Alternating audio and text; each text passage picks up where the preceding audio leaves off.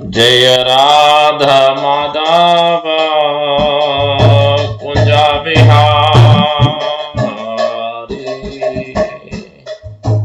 जय राधा माधव कुंजा बिहारी। जय गोपी जन वल्लभा गिरिवरधारी। जय गोपी जन वल्लभा गिरिवरधारी। यशोदनंदन व्रज जनरंजन। यशोदनंदन व्रज जनरंजन। यमुना तीरा वनचारी। यमुना तीरा वनचारी। जय राधा माधव कुंजा बिहारी।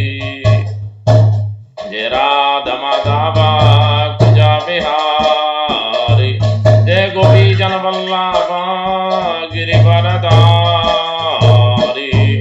यशोदनंदन व्रज जनरंजन।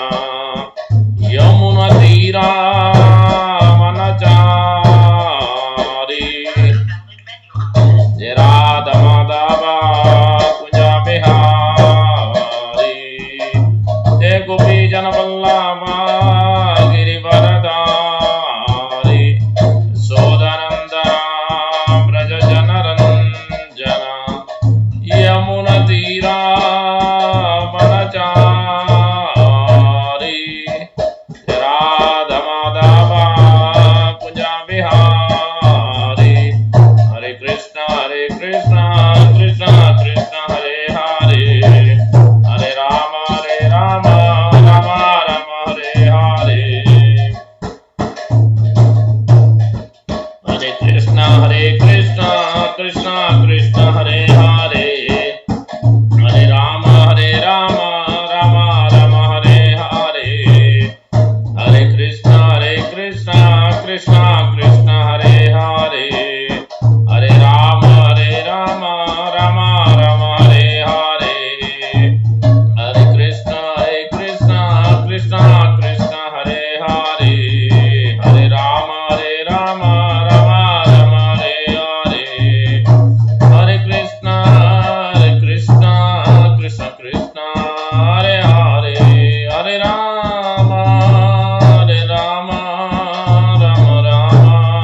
हरे हरे। हरे कृष्णा कृष्णा कृष्णा हरे हरे। हरे राम राम हरे हरे। हरे कृष्णा कृष्णा कृष्णा हरे हरे। हरे राम राम हरे हरे। हरे कृष्णा कृष्णा हरे हरे। हरे राम राम हरे हरे। जय राधा श्याम सुंदर राधा श्याम सुंदर राधे। जय राधा श्याम सुंदर राधा श्याम सुंदर राधे। जय कृष्ण बलराम जय कृष्ण बलराम जय कृष्ण बलराम जय कृष्ण बलराम। जय जगन्नाथ जय जगन्नाथ जय बलादेवा जय सुभद्रा। जय गौरानिता जय गौरानिता जय गौरानिता जय गौरानिता। निताय गौर हरि बोल हरि बोल हरि बोल। निताय गौर हरि बोल। निताय गौरांगो निताय गौरांगो निताय गौरांगो जय गौर हरि। निताय गौरांगो निताय गौरांगो निताय गौरांगो जय गौर हरि। गौरा गौरा गौर हरि। गौरा गौरा गौर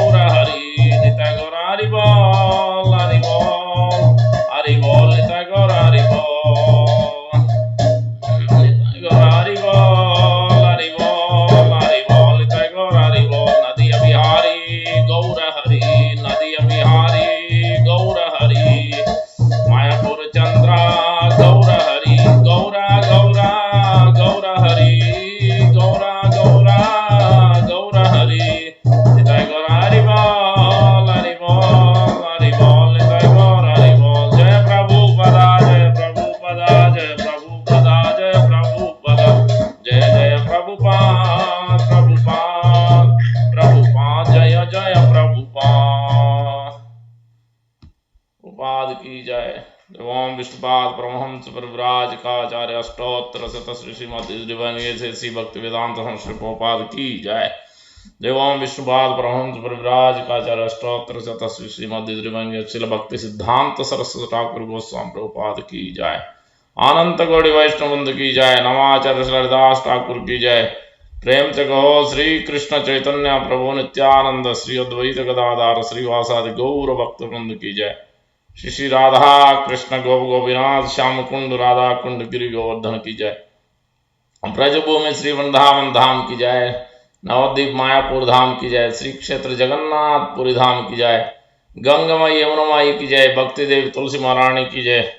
सामवेद भक्त वृंद की जय। हरिनाम संकीर्तन की जय। यथाय गौर प्रेमानंदे हरि हरि बोल। All glories to assembled devotees, Hare Krishna. All glories to assembled devotees, Hare Krishna. All glories to assembled devotees, Hare Krishna. All glories, all glories, all glories. Shri Guru and Shri Gauranga, Shri Prabhupada ki jai.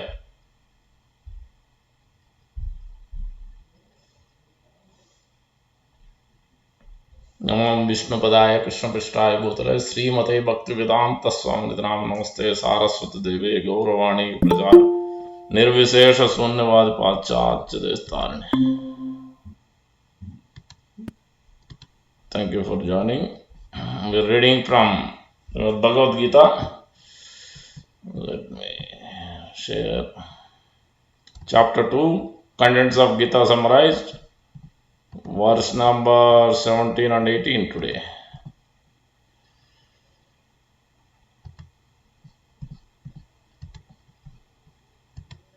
Okay, verse number 17. We are in the third section of this chapter. We'll go through that. We'll read the verses first, and then we'll understand. 2.17. Okay. Om Namo Bhagavate Vasudevaya. Om Namo Bhagavate Vasudevaya. Om Namo Bhagavate Vasudevaya. Narayanam Namaskritya Naram Jaiva Narottamam Devim Saraswatim Vyasam Tato Jayamudirayet. Nasta Prayeshu Abhadreshu Nityam Bhagavata Sevaya. Bhagavati Uttama Sloke Bhakti Bhavati Naistiki. Harihi Om Tat Sat. So 2.17. Avinasu tu tadviddi yena sarvam idam tatam vinasam avyayasya na kaschit kartum arhati. Avinasi tu tadviddi yena sarvam idam tatam vinasam avyayasya na kaschit kartum arhati. Avinasi tu tadviddi yena sarvam idam tatam vinasam avyayasya na kaschit kartum arhasi. Word to word translation. Avinasi, imperishable, tu, but, tat, that, vidhi, know it, ena, by whom, sarvam, all of the body, idam, this, tatam, pervaded, vinasam, destruction, avyayasya, of the imperishable, asya, of it, na kaschit, no one, kartum, to do, arhati, is able. Translation by Divine Grace A.C. Bhaktivedanta Swami Prabhupada ki jai. That which pervades the entire body, you should know to be indestructible. No one is able to destroy that imperishable soul. Repeat, that which pervades the entire body, you should know to be indestructible. No one is able to destroy that imperishable soul. verse number 18 from chapter 2. Antavanta ime deha.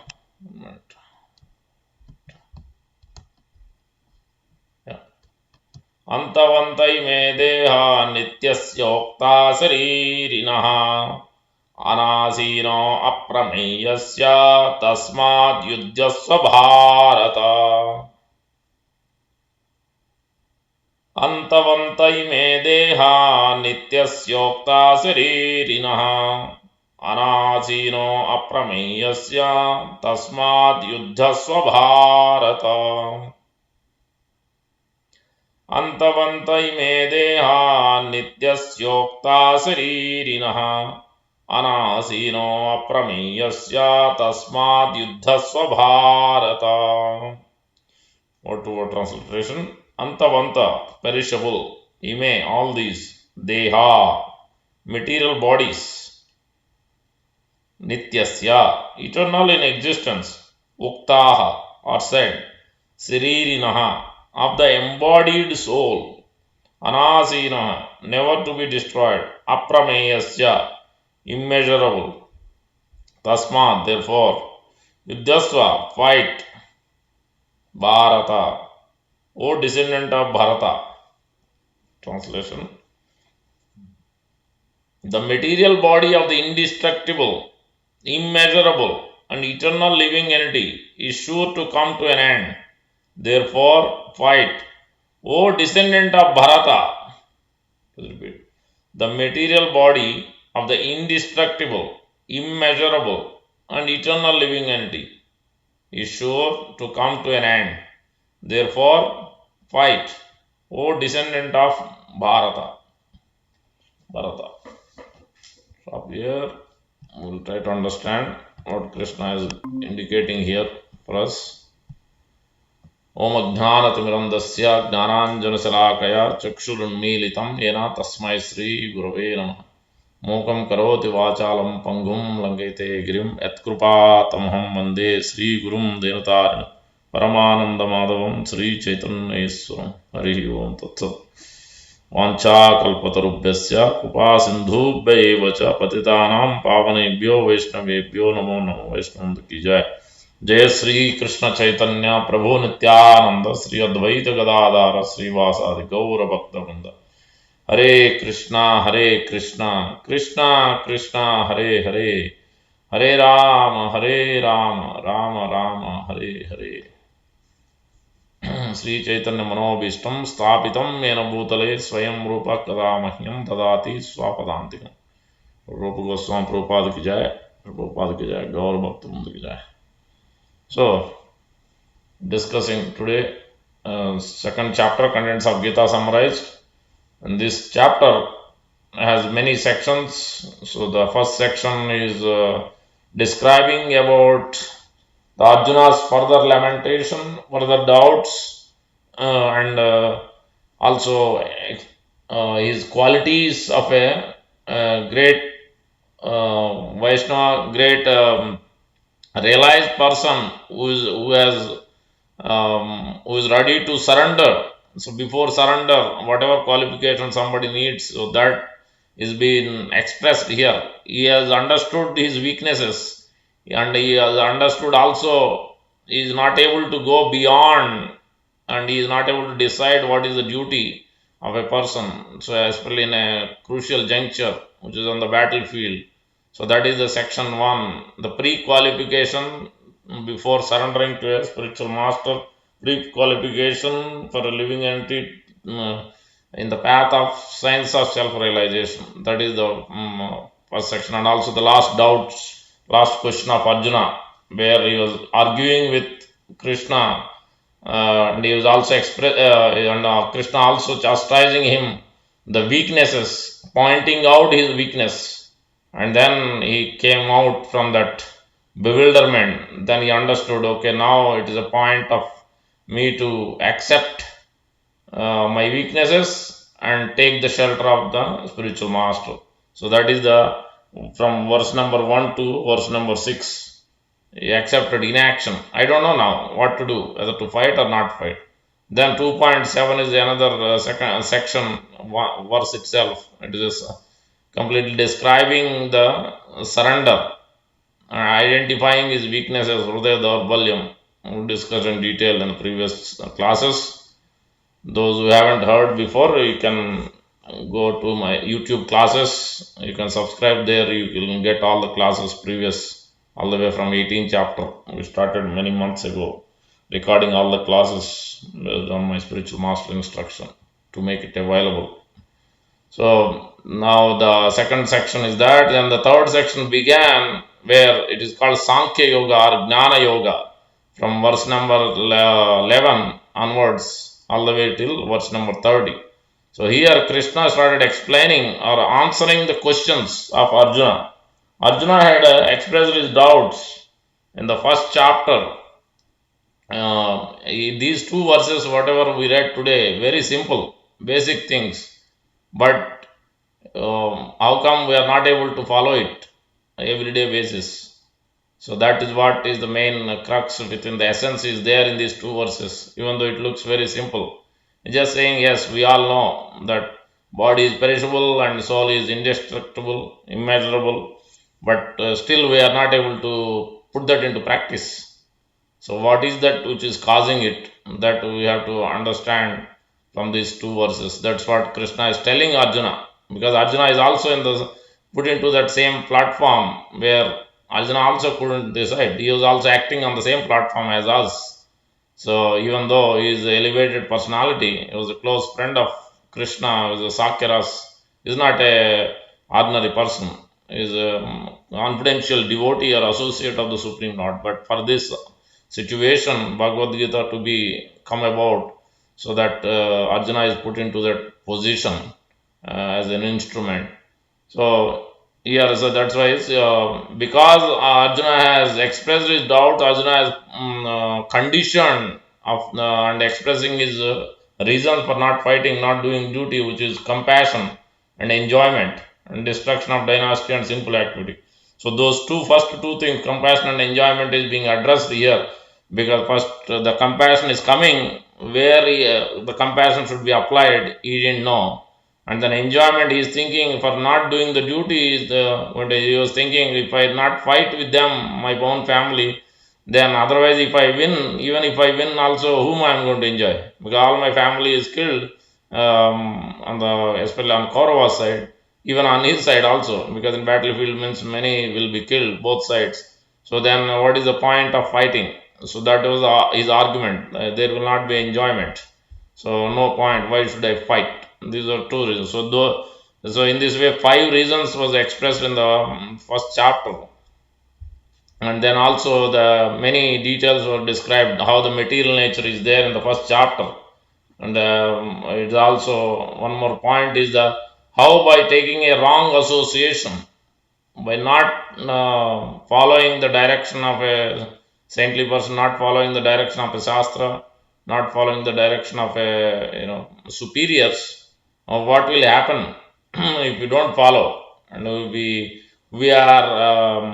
get how we can get implicated, how we lost our even pious credits, our intelligence, our buddhi, our sense control, our mind control, everything will be lost when we take wrong association and wrong direction, and by in that intimate association, whatever they do, whatever they tell, so many of these things, and creates a big implication, and losing all our pious credits, and puts it into a great chaotic position, like Duryodhana position and Dhritarashtra's position, we can see from that chapter 1, and then even Karna's position for that matter, he is also coming into that.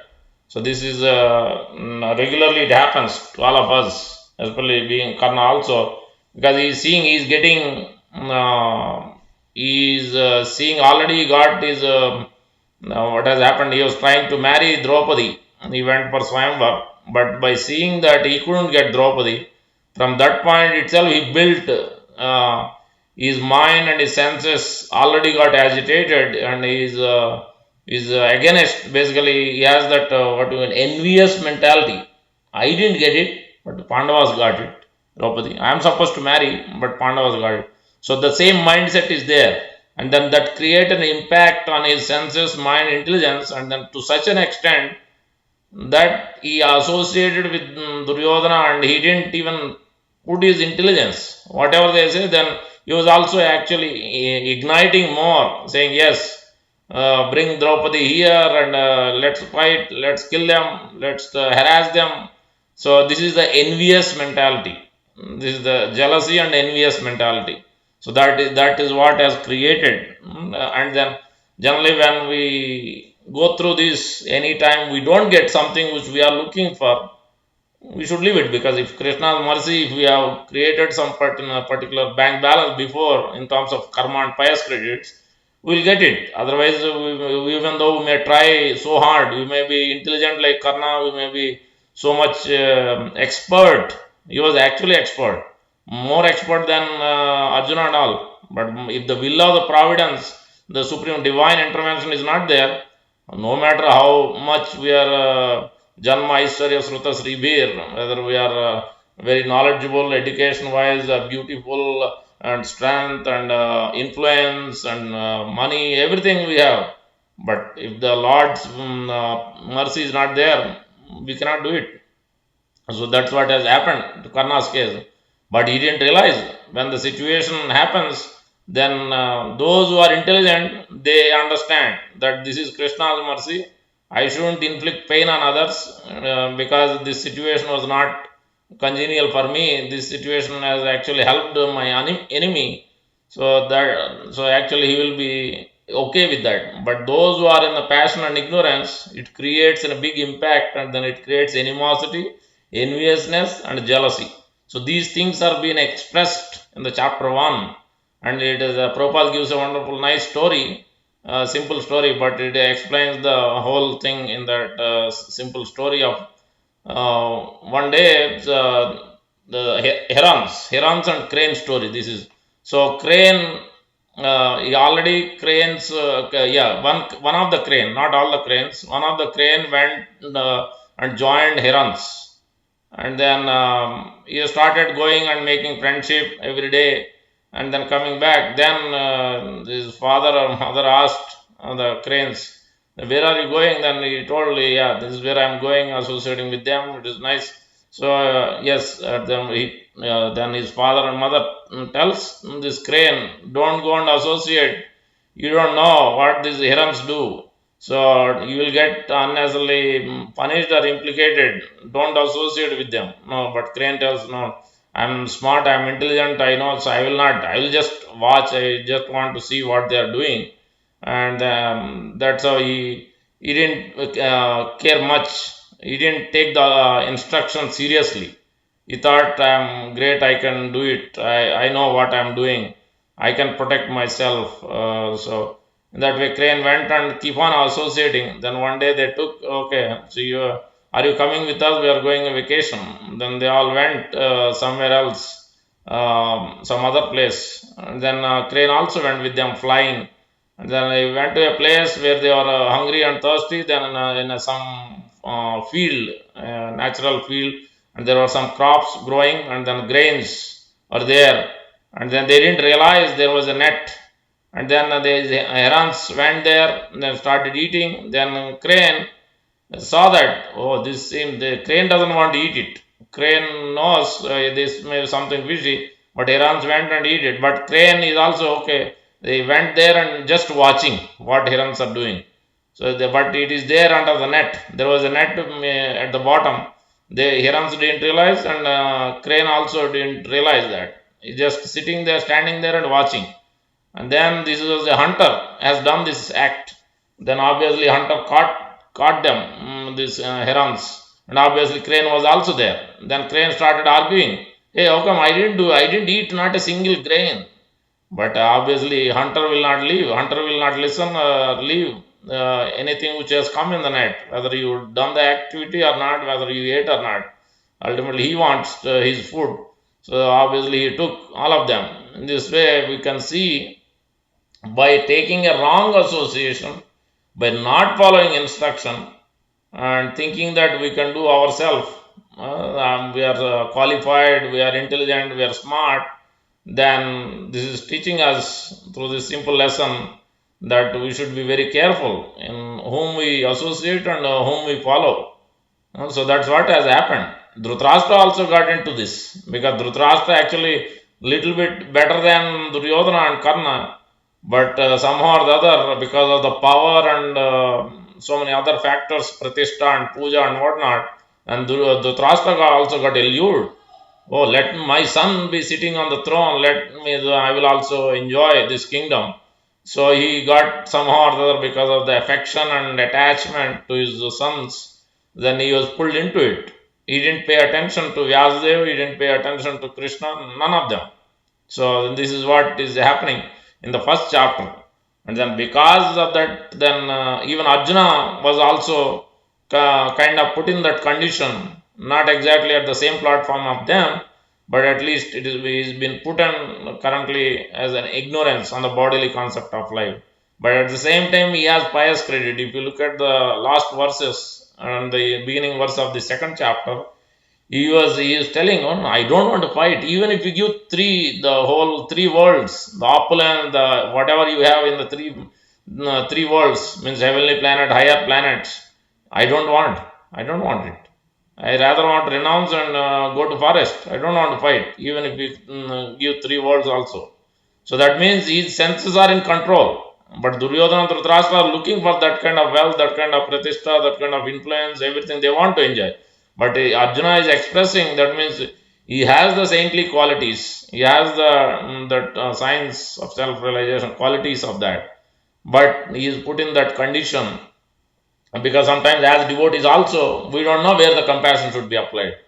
We try to apply on our kids or the family. That also example we will discuss how this network of illusion has been carrying us on the day after day, week after week, year after year, lifetime after lifetime, keeping us busy on the bodily concept of life. And we are pushing the same, that compassion, also pushing, we are pushing that to our family members. We are not realizing what is happening. So that's what in this basically. So that's why Arjuna, Krishna has started describing, started instructing Arjuna on the science of self-realization, especially the main crux, the fundamental problem is at the grassroots level, which is the body and soul difference. That is what is called Sankhya Yoga or Gnana Yoga. So that is 2.11 onwards. Krishna started explaining about the how this body is growing, boyhood to youthhood to old age and finally dying. So he is telling Arjuna, you are applying your compassion in a wrong place, which this body is growing anyway. Anyway, they are old, Bhishma and Drona. You are concerned about them very much. But they are anyway growing old. They are going to get new body. Why are you so much worried? Dehinosmin yata dehe kaumaram yavanam jara tata dehanta prabdhirastatra namuhyat.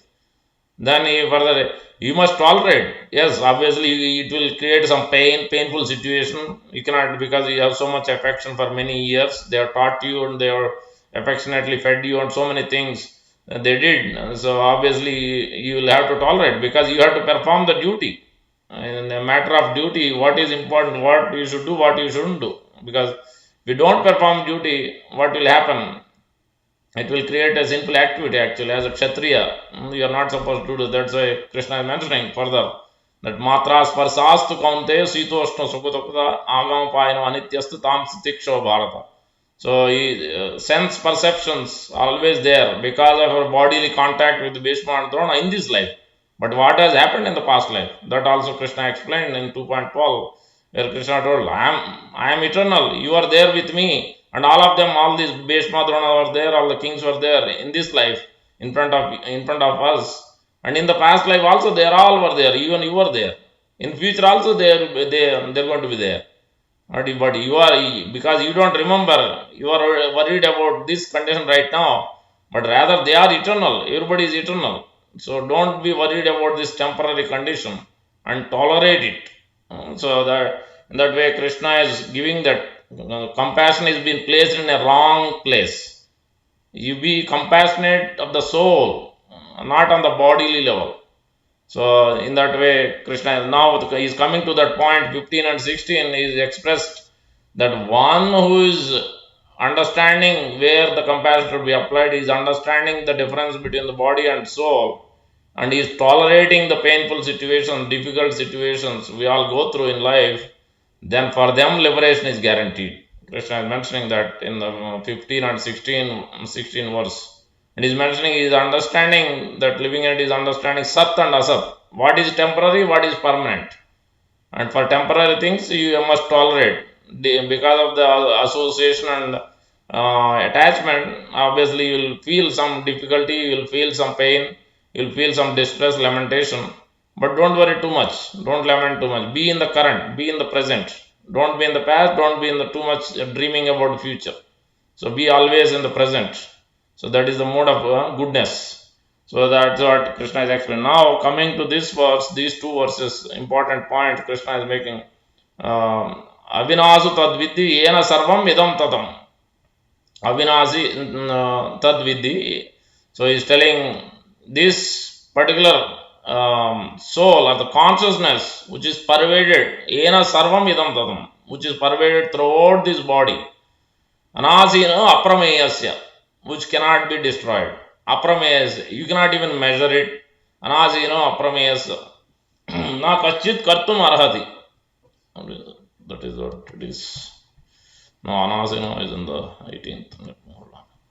Avinasu tadvidhi yena sarvam itam tadam vinasam abhyayasyasya. Yeah, na kachit kartum arhati. Vinasam abhyasya. Vinasam means, nasa means destruction. Vinasam means not, you cannot destroy it. And abhyayasyasya. Vyaya means expenditure. That means if you are expending, you are spending on something, then you are losing that money. We are not like Supreme Lord where he is creating this whole universe, but at the same time everything is there. It is not depleting his bank balance.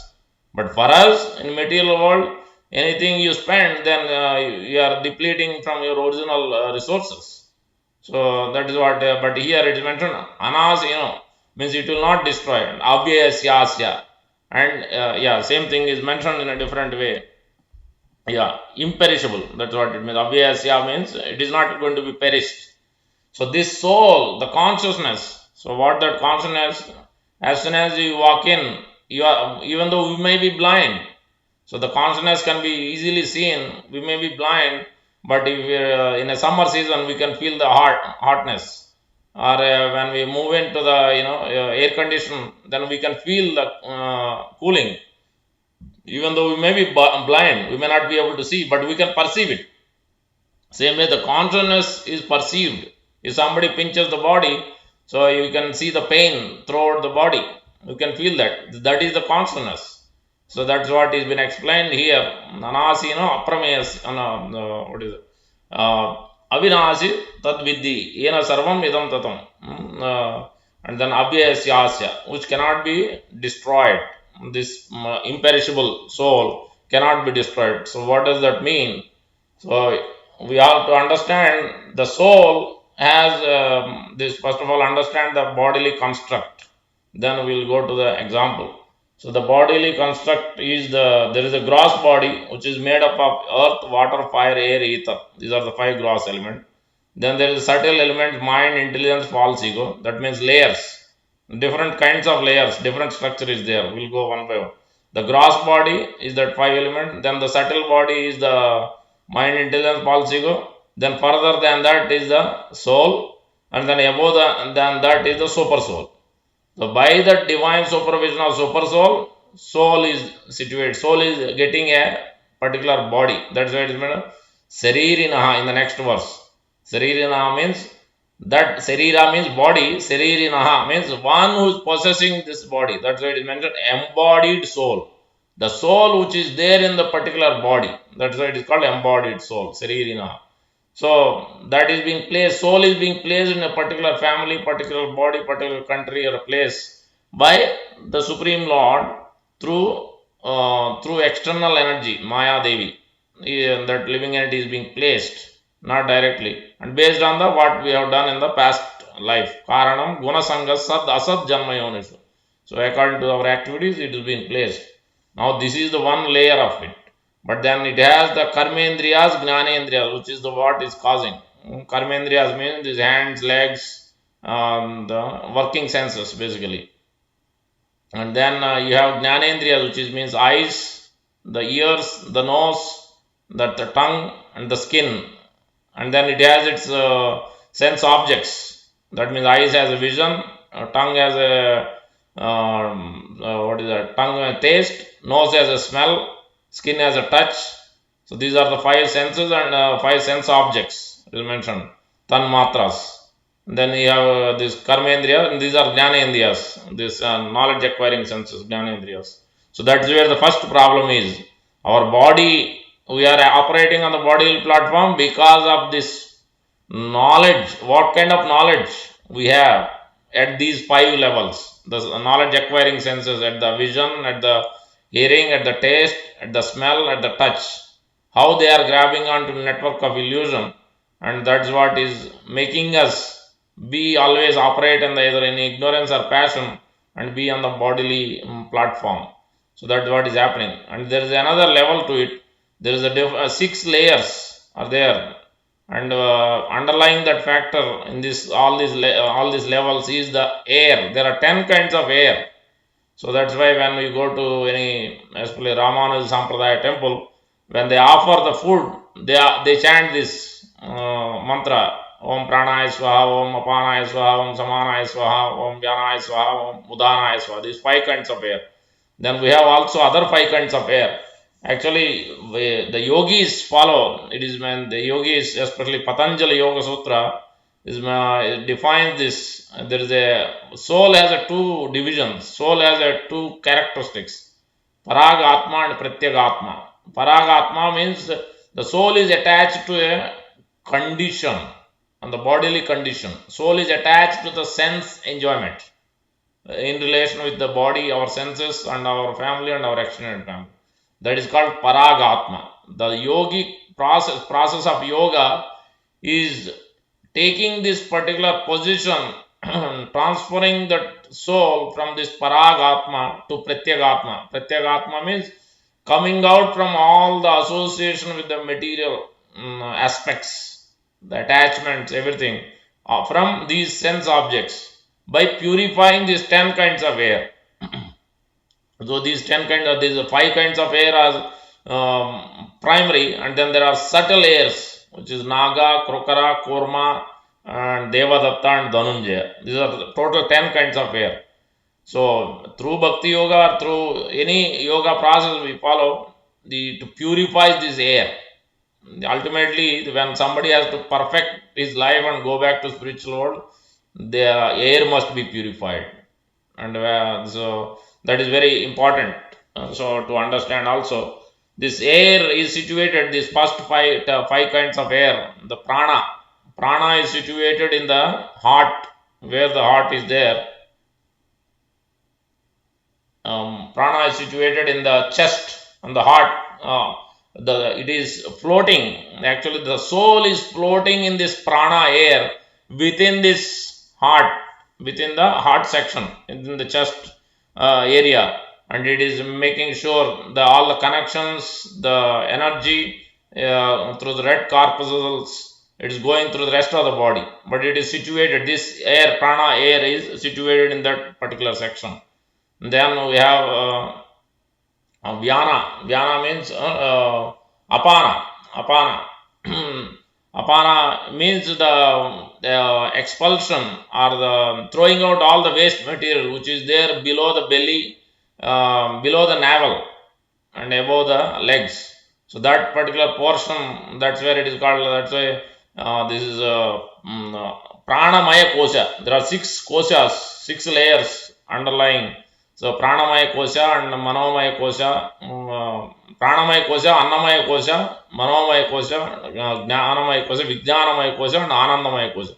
Anandamaya kosha means when the soul fully perfects his life, he is moving this air, moving his air all the way from this, where is below the navel, from slowly from navel through ultimately he has to bring the yogi, when he is meditating, he has to bring the air to the his life force to the Brahmarandra.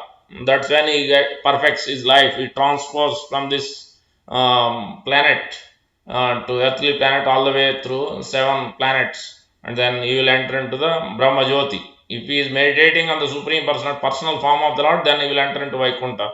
But otherwise, he will merge into the Brahman effulgence.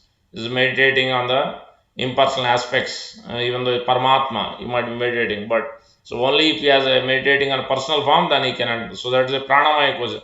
So this is a prana, air is there, and then you have the apana, which is the expulsion of the waste material, which is there at the bottom. It is connected with the anus, genitals, and the intestines, and your all that big intestines or whatever they call.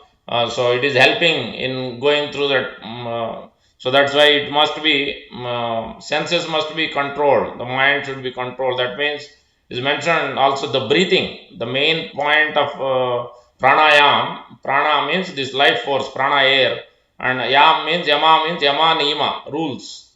By the breathing must be controlled. That's why these yogis, those are Naga Babas and others who live 700,000, 2,000 years, because their breathing is controlled.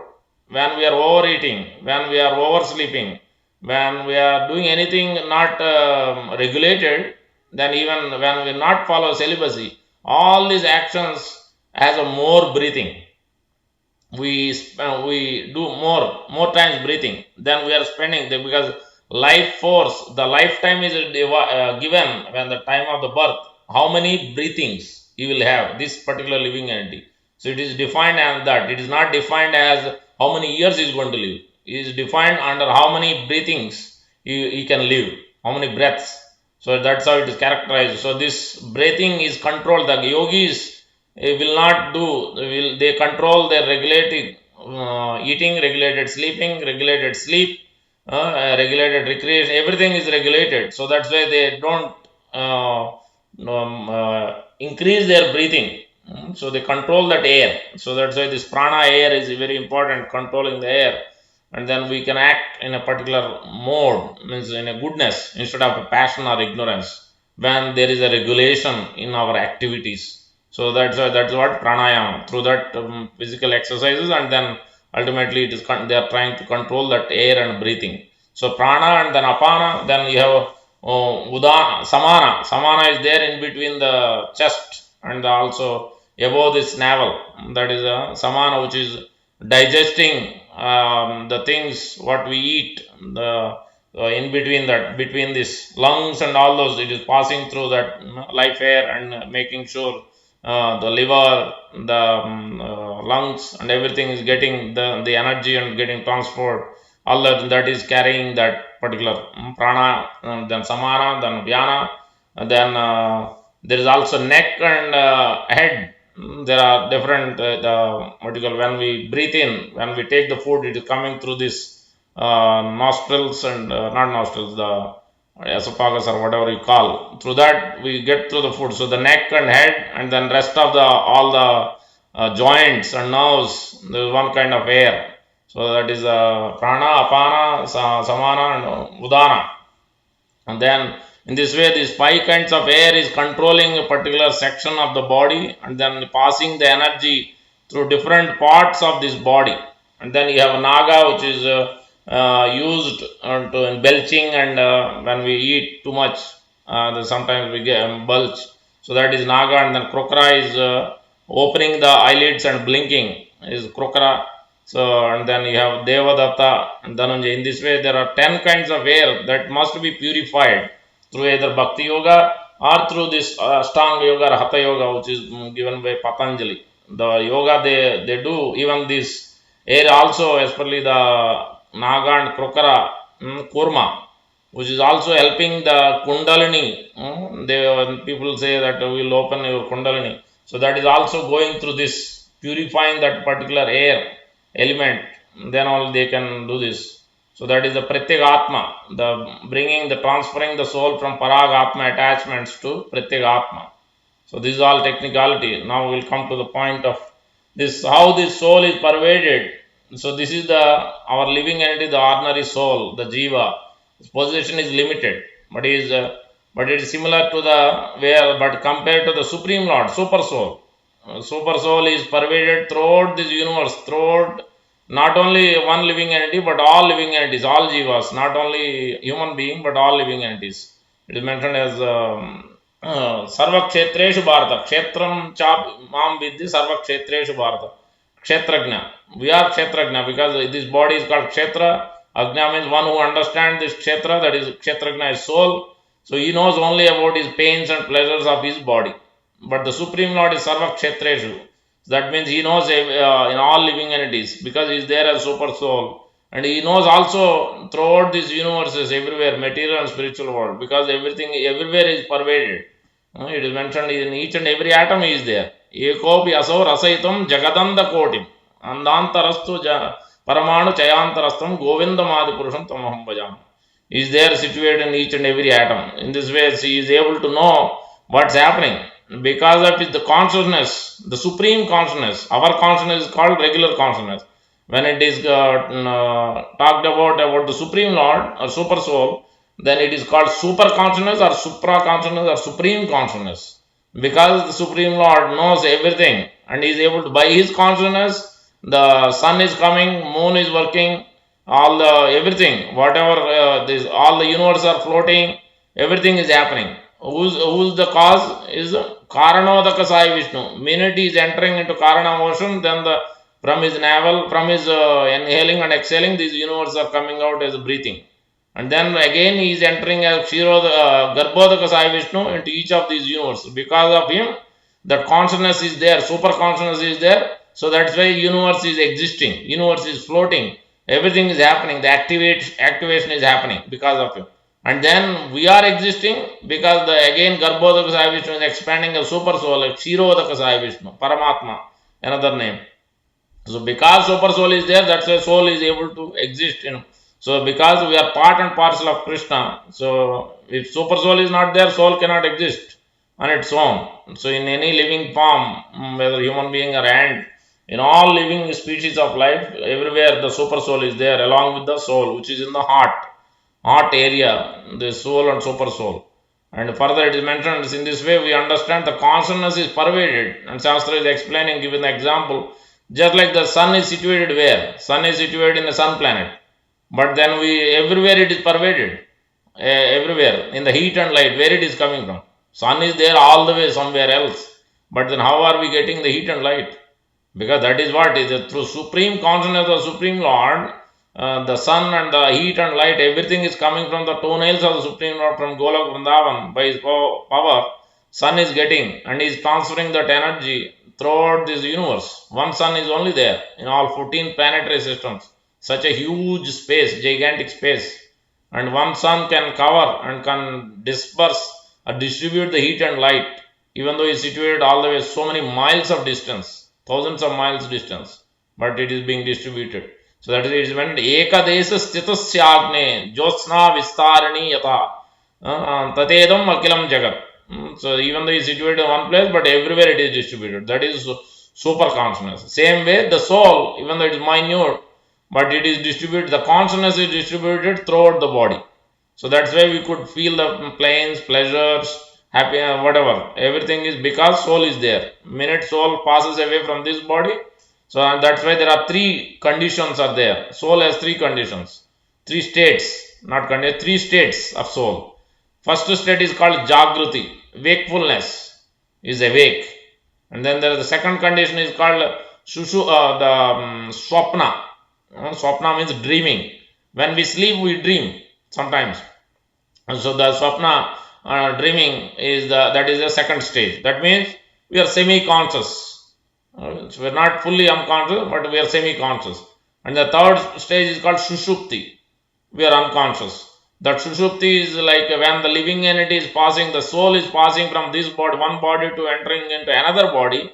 So there is a Sushupti period.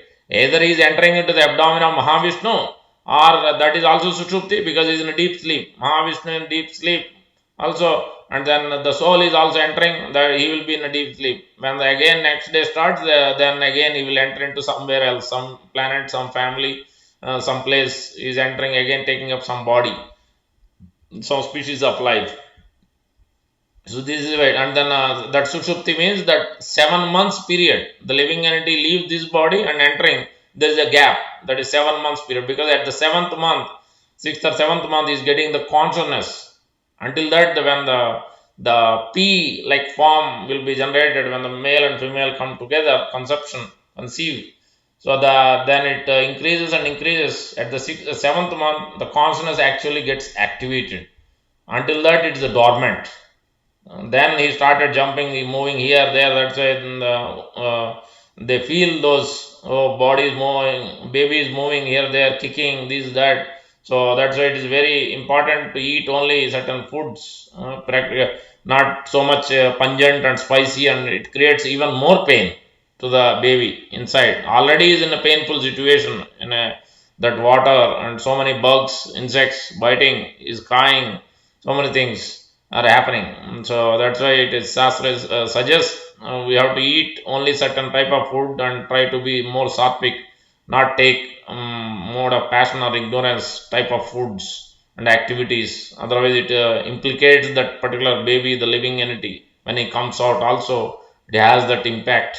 So that's what we do when the woman is pregnant.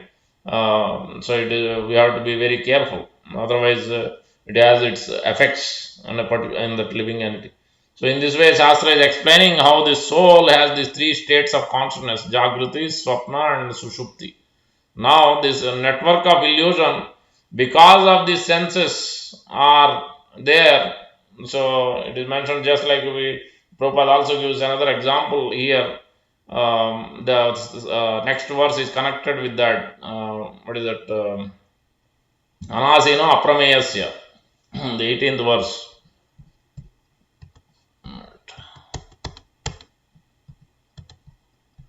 अंतवंत इमे देह नित्यस्योक्ता शरीरिणः अनासीनो अप्रमेय तस्माद् युद्धस्य Bharat.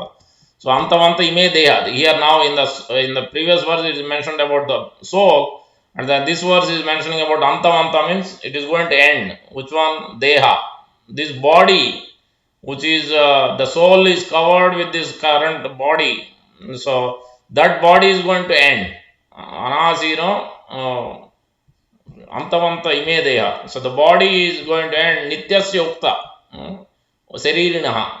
That soul which is embodied in this particular body, it is mentioned as eternal. The soul is eternally existing. And then it cannot be anasino. That means it cannot be destroyed. Aprameya. It cannot be measured.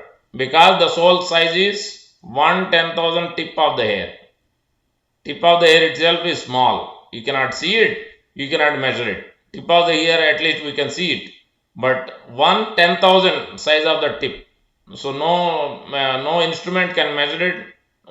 No instrument can see it. That much small is the soul. So how can you kill it, and how can you catch it? So it cannot. Nothing can be done. Soul is eternal. It cannot be destroyed. It cannot be measured. It is imperishable. So that's what in this verse, the second verse is telling. And then Prabhupada gives a wonderful analogy of another one similar to the previous one. As again the instruction is simple, but it's a more very important instruction where there's a male and female bird is there, and then the bird has kids, children, small baby birds are there.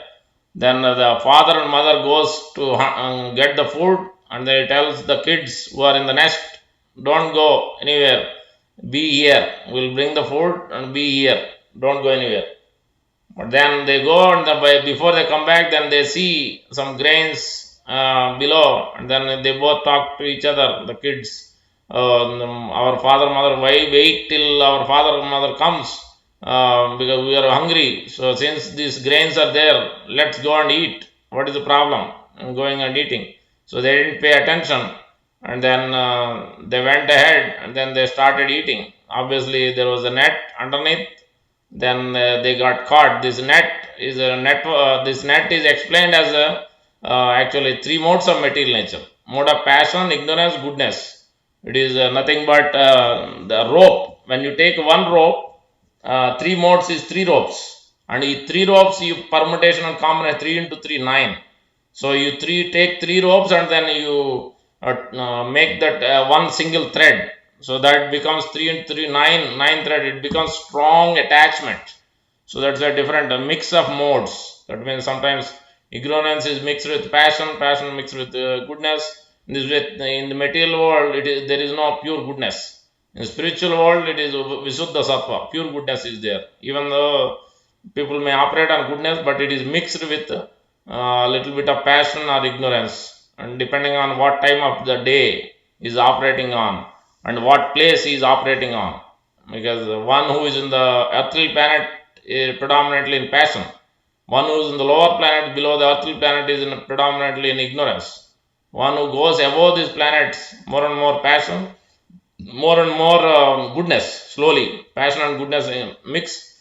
Then highest planet, Brahma's planet, Maharloka, Janaloka and Tapaloka, those are more and more goodness. All the way topmost is the Brahmaloka in this universe, material world, is in a mode of goodness.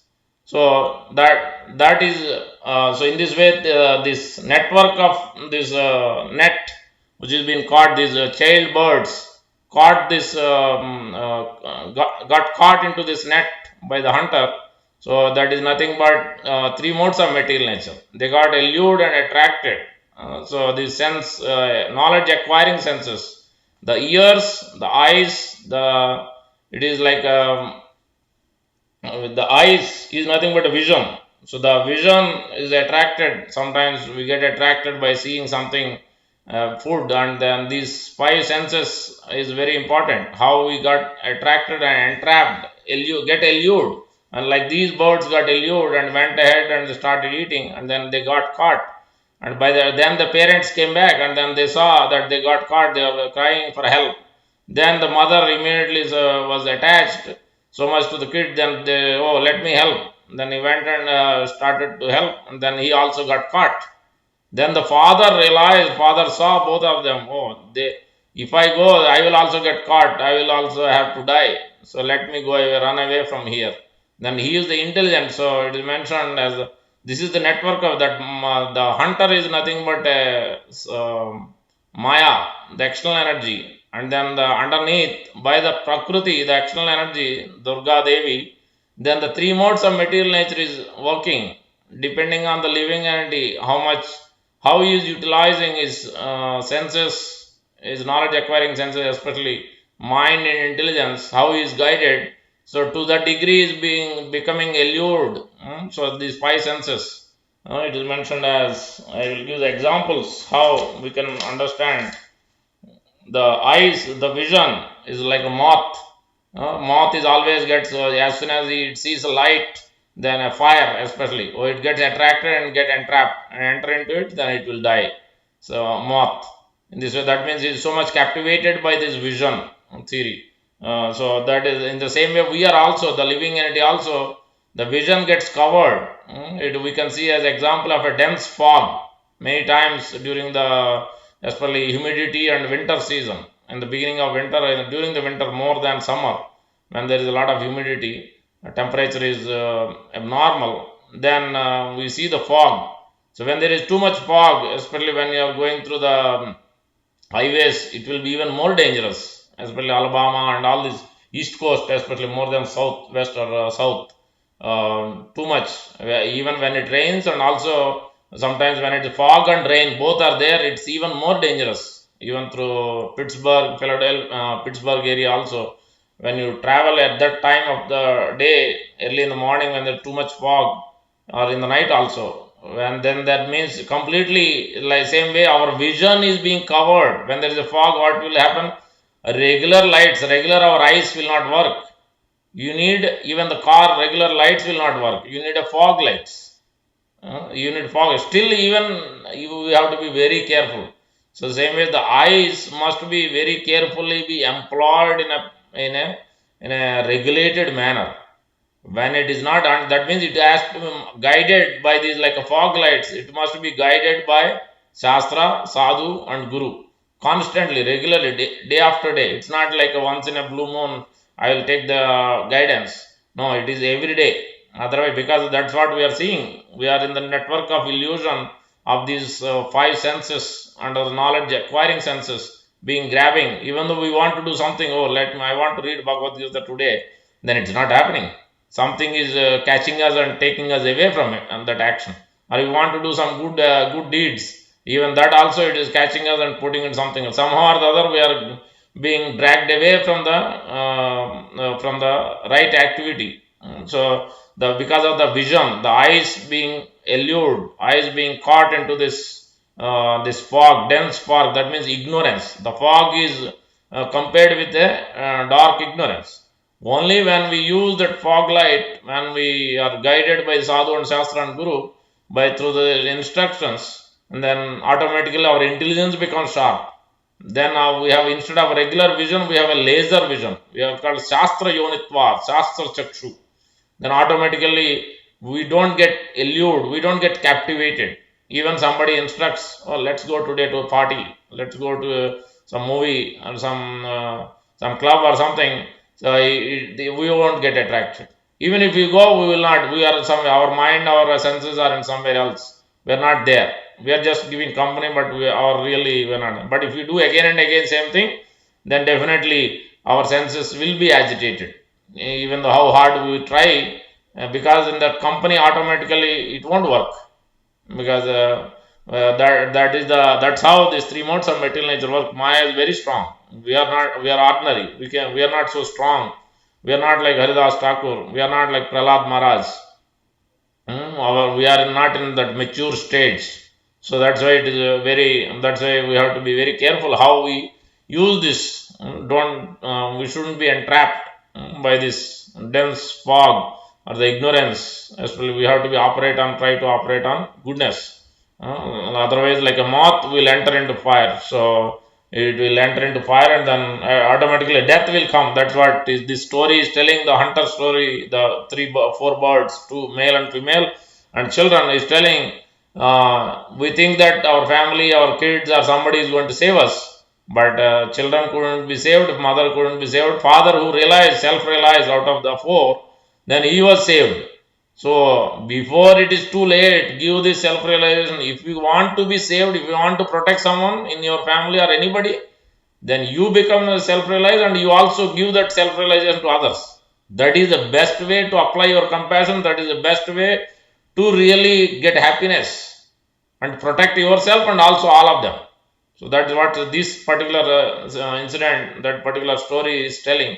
So in this way, the eyes are being in a network of illusion. And then we come to the ears, the sound. Many times we are being captivated by the sound. So that sound is exemplified we see the example of the sound. Ears is a deer. Many times the deer, sometimes the hunter also nicely play a flute or play some music. Then deer started going in that direction. Then they have a way to catch them. So they get captivated in that way. So same way, sometimes we also some type of music, some type of different things, we get captivated, especially when we are in the young, in the early age, when we just got married, or in the beginning stages, when we are bachelors, or when we are studying masters or bachelors. Then we have so much energy and passion and ignorance. We don't believe in anything else. We like to do what we like to do. Let's do it. So in that mode, then we don't know where we are going, and we associate and we do so many things. And because the ears, they are not receptive, they are not ready to listen. They don't even listen to the parents' instruction. Also, they don't listen. They don't want to take any good advice. Very rare to listen at that time, because at that time too much passion is going, though it is boiling through all the veins and throughout the body. It is everywhere pervaded. Passion and ignorance. It is not in goodness most of the time, majority of it. So that's why it takes time. Once somebody is in at least settled down little bit after some enjoyment, then you'll be little bit peaceful. Then you'll operate at least little bit goodness will be there. Otherwise, this years will cause a big network of illusion, put us into bodily concept of life. Especially the ignorance is the most dangerous. Passion at least it's all right, but ignorance is the most dangerous, because we will not hear, we will not take any instructions, we will not follow anything. We like to do whatever we want. No paying attention to anything. What's going to happen? What has happened in the past? How we gone through different difficulties? We don't want to really pay attention to the details. We don't want to learn from those mistakes. We don't want to really correct ourselves. But here Arjuna wants to be corrected. He could understand the weakness. That's why he has surrendered. So he could understand that his position is very weak. So that's why, so it is mentioned in this way, the senses, one by one, the eyes, the ears, the tongue, the fish is being allured by the, as soon as somebody puts that worm or a different food, meat, drops into the lake or river or ocean, then immediately fish gets attracted and ready to jump, ready to catch that, and then he gets caught.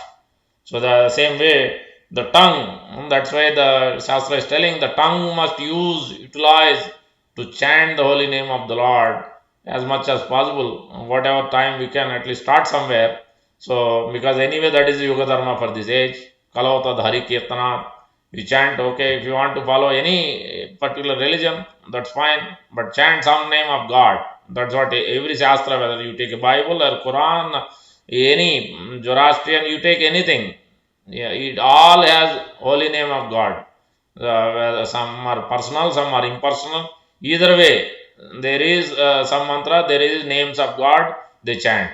And so whatever name they take, but everywhere it is being given. That prescription is in all the Shastras, in all the religion. But how strictly, how much they are following, how it is being watered down, that we have to see. Because it is palena parichyate. Transformation is coming or not. The rule, especially the developing love is coming or not. That's what we have to see. Any religion, any process we want to examine, we have to see the results. We have to see how transformation, whether it makes sense. When we read, when it's clear, it is clearing our doubts. It is making sense how these things are working, how our body, soul is working, how the universe is working, how we are related, what is our duty. Everything is been clearly, crystal clearly explained, and then we'll be able to understand and apply. So that is the process how we can naturally understand and apply, and then come to that genuine love for the Lord and the all living entities.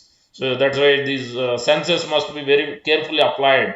The eyes, and in this way tongue. So that's why tongue has to do two businesses: taste Krishna Prasad only as much as possible. It's a great practice. It requires a tremendous practice. It's not easy because we have been used to so many things, not used to this. So then it's very difficult. Difficult. If you start cooking, then it won't be so difficult. Yes, we might be using so many things. Yes, that we can slowly, gradually, we can change that.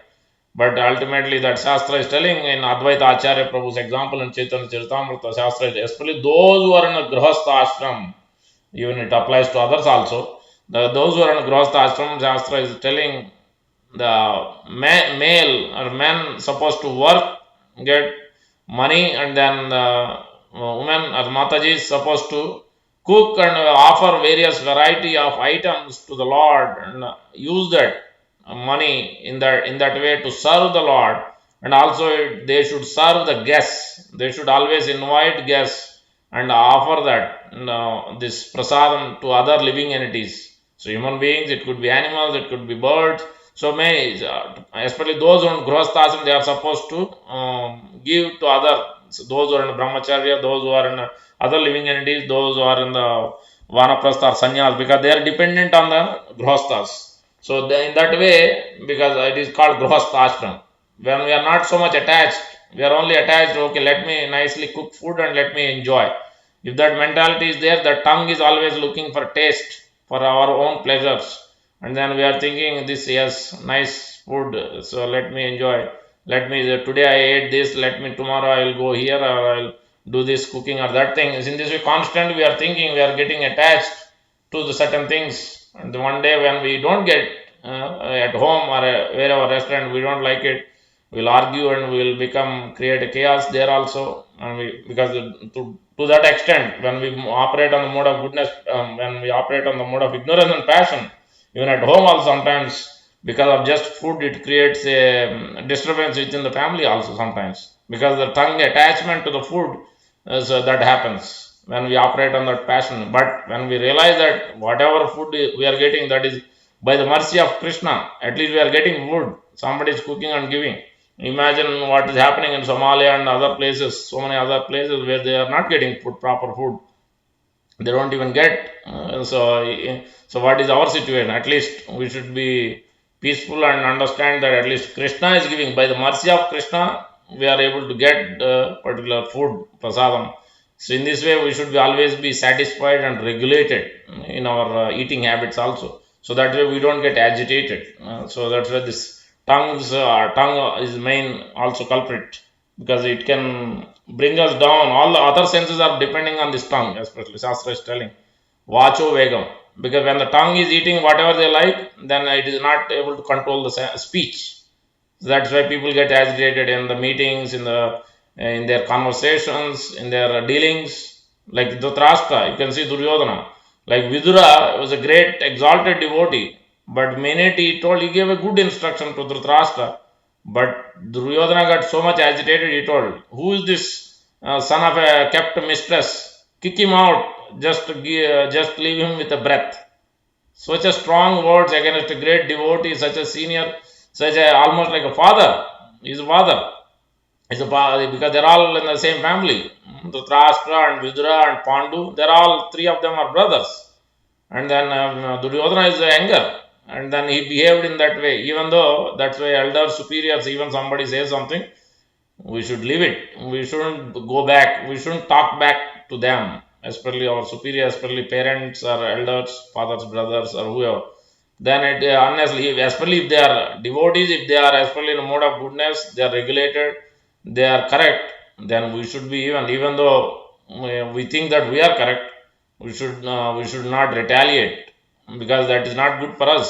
It will take away our actual pious credits. When we operate, we don't get blessings, and then our pious credits are taken away. And minute we engage in this unnecessary giving pain to others, then it takes away our activity, it takes away our pious credit. Then we are really losing. We are not going to be happy. We will have to face a much more difficult situation in the future. It could be with anybody, but we have to face it, because we have acted in such a way. Then there is a reaction just waiting for it. So that's why we have to be careful. So only it can we can control that is by regularly taking the shelter of this transcendental knowledge through the chanting the holy name and trying to regulate our food and sleeping, these habits. This way, the eyes are being controlled, the ears are controlled, the tongue is controlled, the touch. So the touch sensation also very important. So that is by the elephant, you can see.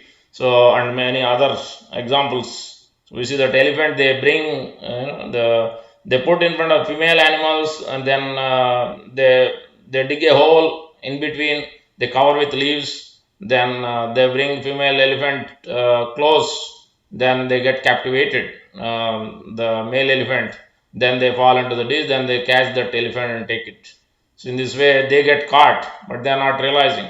So in this way we also, because of the touch sensation, so we also, especially the attraction for the touch, so that's why we want to feel feel our cell phone, feel different objects, feel our toys and different things. We want to touch and see it, and then we will go ahead and buy it also. So first we want to personally see that particular object. So this touch sensation is also especially the attraction for male and female, that creates also. And actually that is the one which is creating anger and frustration and lamentation. Actually Shastra is telling that is also one form. Many forms of anger is there, many causes for anger is there, but one biggest cause is this. Even though we might have done, when we don't follow celibacy, when we don't use properly regulating senses in a proper manner, so then we have to face that, and it takes time. It's not going to, even though we may not be doing, we may not be following now clearly, but in the past if we have done, it takes time. It can take 1 2 years, it can take many years also, depending on how regulated, how seriously we are following the instruction of Shastra, especially if we are reading and chanting and associating, and food is controlled, all these things, not intimately associating with drinking and this and that, then at least gradually it will be subsided and gradually will control. Otherwise anger coming from, that's why this is mentioned in the beginning of this, after this section, I think later on, second, not second chapter, I think third chapter, or in this chapter on late, I think, dhyaito vishayan pumsam sangasteshu upajaya sangha sanjayato kama Krodhat Vijayate. So that's why that is mentioned, because Krishna is instructing. So because the anger is that's why the mind, intelligence, and yeah, the lust is situated in the senses. Especially the senses is the biggest culprit actually, because the intelligence is not sharpened, because of that mind is not controlled, because of the mind is not controlled, these senses, five senses, are getting in this network of illusion. So that we are not realizing in the early days of our life, and we realize late, and then that time, by that time it's too late. This anger cannot be controlled at that time, because it takes a few years of a great practice, intense practice to control that. Because of our past activity, it takes time to control that particular anger coming from that activity. So that's why that is very important. This touch sensation also, we may take it very lightly, but it's not actually. It has its effects. And then the nose, which is smell. The ants, we see that as soon as sugar is there, millions, so much distance, where they come from, immediately they get attracted, they come and to taste it. The sugar particles, minute they are there. We also see the musk deer. So sometimes even elephants also get attracted. Musk deer, because the musk deer is always looking for that particular smell. So sometimes we also use deodorants. We also use various things which has that, we are attached to that smell also. So that's why Shastra is giving. That's why when we perform arati also, see everywhere the natural process is so important. In the olden days, everything, all these five senses are nicely get purified, because they used to hear Harikatha, they used to perform Arati, because through Arati, what is happening? Arati. Rati means attachment, Arati means special attachment, coming out, detaching our these five senses from the material things and getting attached to Krishna. So when we offer these five articles of this water and diya and dhoop and agarbatti, all these things, and the actail and the vastra cloth, these are five elements. These what we are discussing: earth, water, fire, air, ether, and then is also tied to this. Then it gets purified naturally.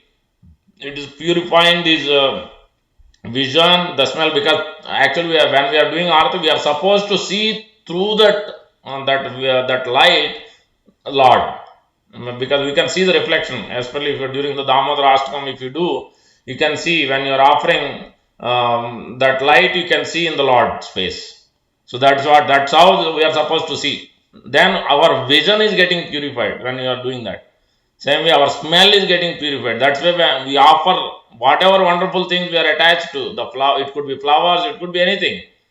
That's why even they offer the scent also. But what kind of scent? They don't offer the deodorants. They offer, if you look at Mayapur or Vrindavan, Govindamaj Purusham, at that time they offer a scent even to the Lord.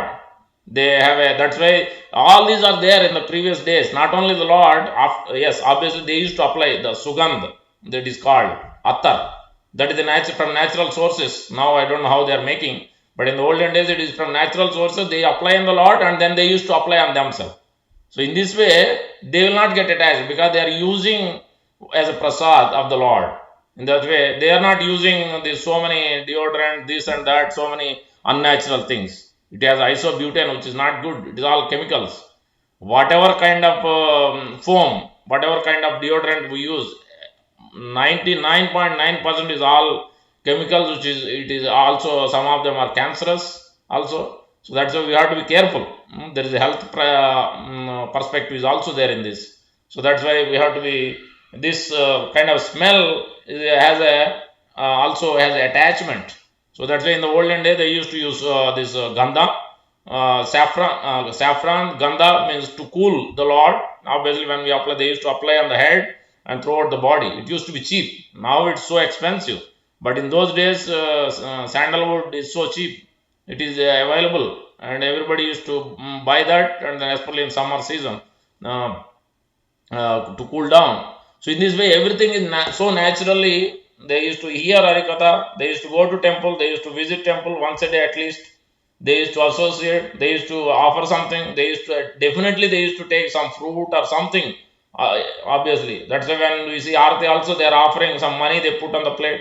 Now that all culture is gone, almost we don't even understand why they do that.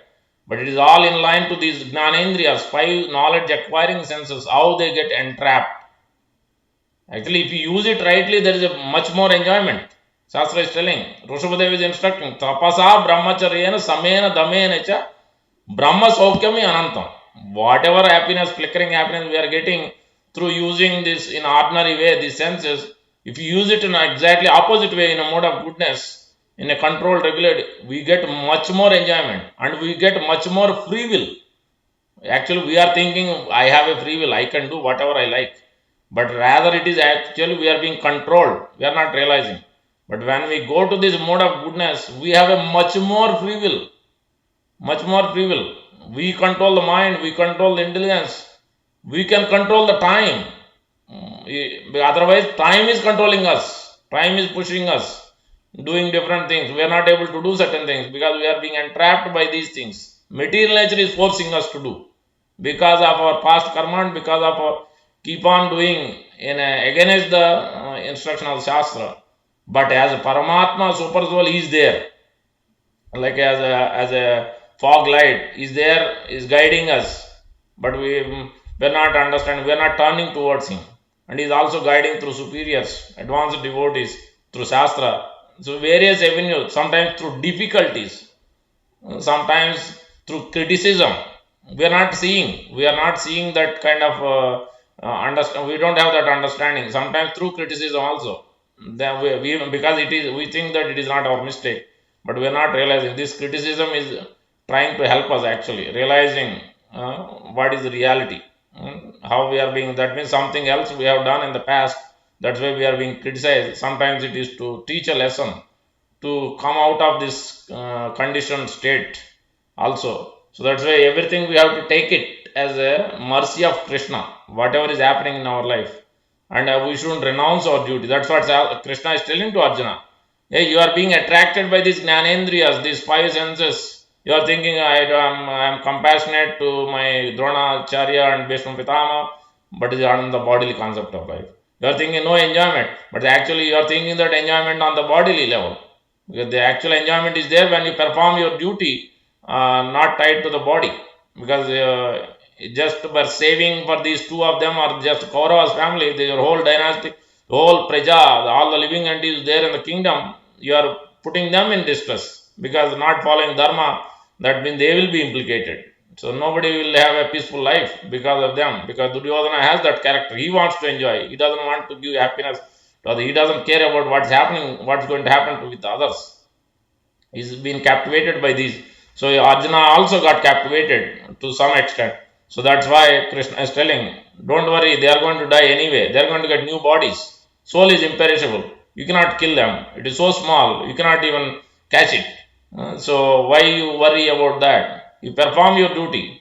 This imperishable, indestructible of this body is going to die. Whether you like, whether you will fight or not, it is already done. It is already done, decided. So you just be an instrument. So Krishna is telling, Tasmad Uddasya Bharata, get up, give up this weakness. You are coming from Bharata dynasty. You don't have, you are supposed to act in the with this knowledge acquire. You should be acting in an intelligent manner with acquiring this knowledge acquiring senses. So you have to act in a purified way.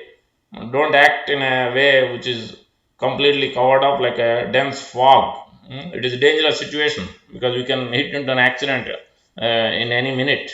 So when you drive in this dense fog, if you are not careful enough, and if your will of providence, divine intervention is not there on our side, and any danger can happen, there is no guarantee in our life. So only guarantee is Krishna. Krishna is giving that guarantee. God is giving that guarantee. Only when we take his shelter. When we take, because otherwise if we take shelter of the senses, we take that's why he's telling Mam hi partha vyapasritya episho papayonaya. If we take shelter of the vyapasritya of Supreme Lord or spiritual master or Shastra, then you are being controlled, our senses are controlled, you will be able to get liberated. But if you are not, if you are taking shelter of your senses or body or your own mind, then nobody can protect. that is in the hands of Durga Devi and external energy, then we will be captivated. Then we'll have to go downwards. You may not even get human birth in the next life. So that's what these two verses are telling. In this way, how we are entrapped by these five senses, knowledge acquiring senses. So we should utilize it carefully. So that's what. Yeah. So any questions? We are already 9:27 late. We went over the time. Any questions so far? Whatever we discussed. Otherwise, we'll do the Damodarastra. Any questions on the Google Meet? Hare Krishna Prabhuji, thank you so much for the very wonderful class. One quick question, Prabhu.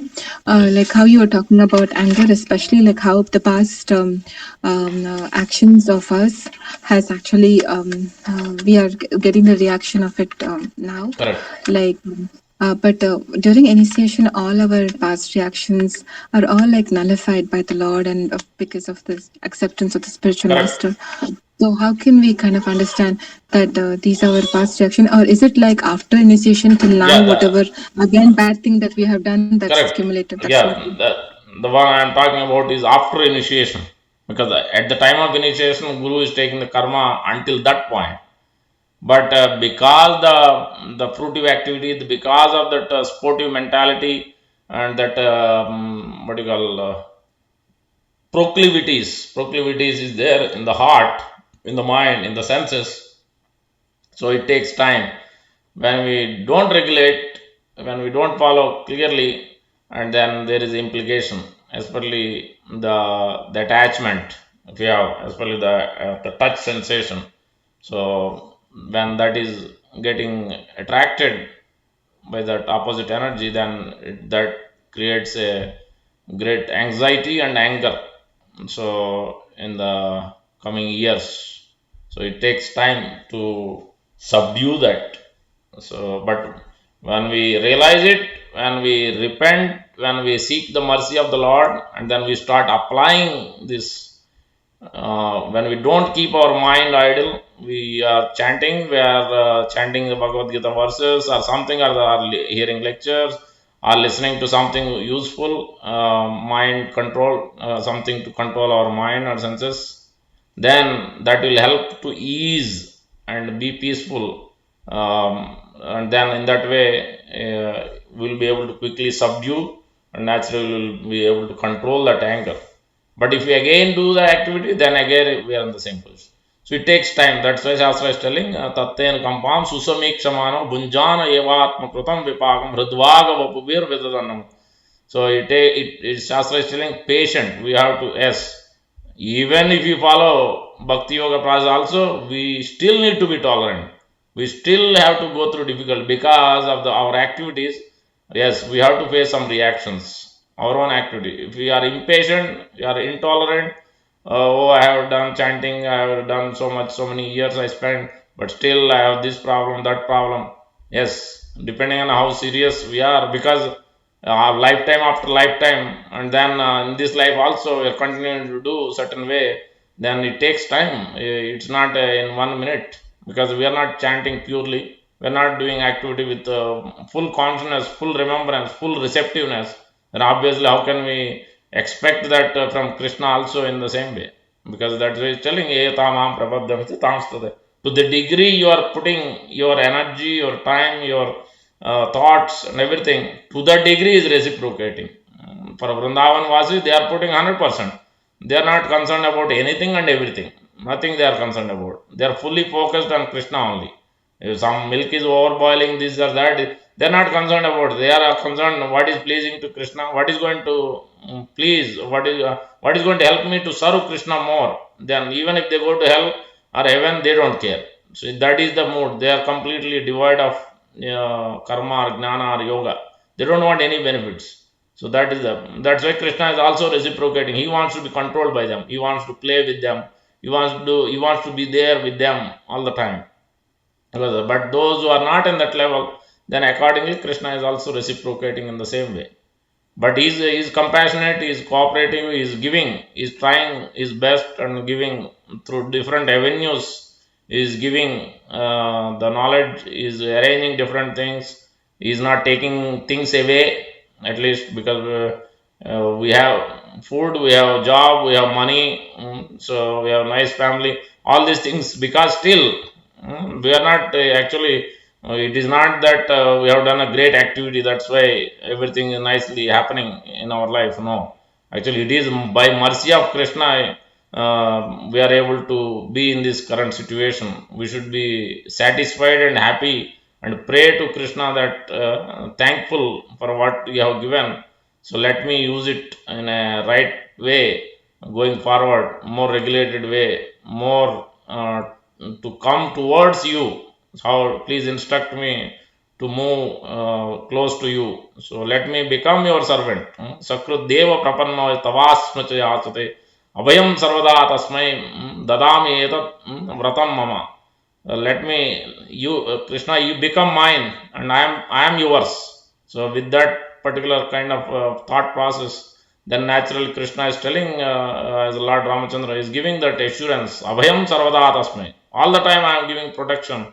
No, nothing can happen, nobody can do anything to you. I am giving that full protection. Vratam etad dadam vratam mama, I am giving that assurance to, is giving that assurance to Vibhishan, is giving that assurance to Sugriva. So in this way, we understand it is to what extent we want Krishna, to that extent Krishna is always trying to help. So and we have to have the patience. Some patience has to be there, so that then we can slowly, gradually come out of these situations we may face in our life. Is that okay, Thank you so Mataji? much, Prabhuji. Yes, Prabhuji, thank you very much. Very nicely explained. Thank you. Anybody else? Anybody else on the phone? Questions?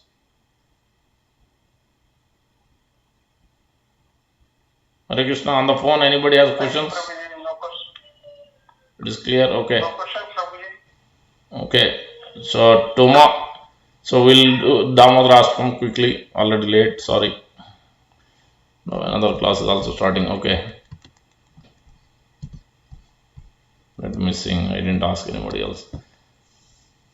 Namami Swaram. If you are at home, you're in a comfortable situation, take some lamp, ghee lamp, and offer it while listening to this to the pictures or deities.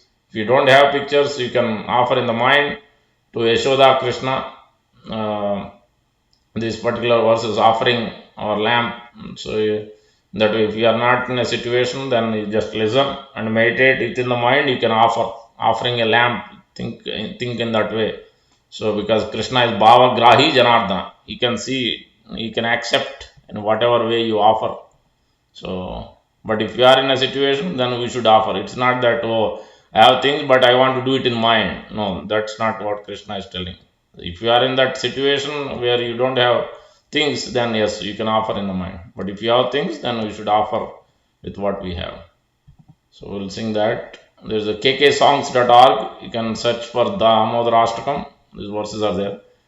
Namaमीश्वरं सच्चिदानन्दरूपं लसत्कुण्डलं गोकुले भ्रजमानं यशोदाभियोलोकलाद्धवमानं परामृष्टम् अत्यन्ततो धृत्यगोप्य रुदन्तं मुहुर्नेत्रयुग्मं व्रजन्तं कराम्भोजयुग्मेन सतङ्कनेत्रम् मुहुश्वासकं पात्रिरेकाङ्ककान्ता स्थिताग्रैवं दामोदरं भक्तिबाद्धम् इति द्रक्ष्वा लीलाभिरनन्दकुण्डे स्वघोषं निमज्जन्तम् आख्यापयन्तम् तदीयेषितज्ञेषु भक्तैर्जितात्वां पुनः प्रेमतस्तं सता वृत्तिवन्दे वरं देवमोक्षं न मोक्षावधिं वा न चान्यं व्रणेऽहं वरे सदपीह इदं ते वपुर्नाद गोपालबालम् सदा मे मनस अविरास्तं किमन्यैः इदं ते मुखाम्बोजम् अत्यन्तनीलैर्व्रतां कुन्तलैः स्निग्धरक्तैश्च गोप्या मुहुचुम्बितं बिम्बरक्ताधरं मे